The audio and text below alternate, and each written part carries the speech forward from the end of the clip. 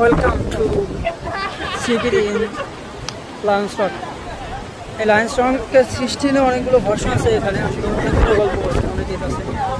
সবথেকে গ্রহণযোগ্যতা যেটা পায়, রাজা দুটো সন্তান ছিল, একটা নাম ছিল কাশিয়াপা।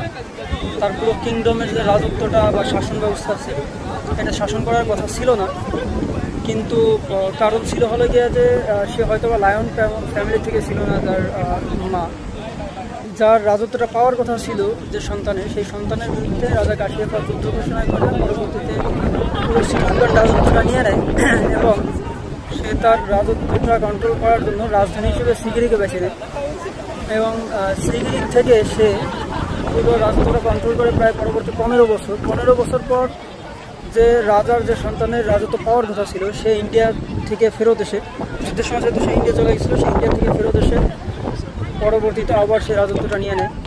এবং রাজা কাশিয়াপার মৃত্যু নিয়েও কয়েকটা ভার্সন আছে। তার ভিতরে একটা আছে বা তার সব সৈন্যরা ছেড়ে চলে যাওয়াতে সে আত্মহত্যা করছে গলায় ছুরি দিয়ে, এবং অনেকে বলে যে তার দেহটা ঘিরে তাকে বিষ দিয়ে মেরে ফেলছে। তো এটা অনেকগুলো ভার্সন আছে।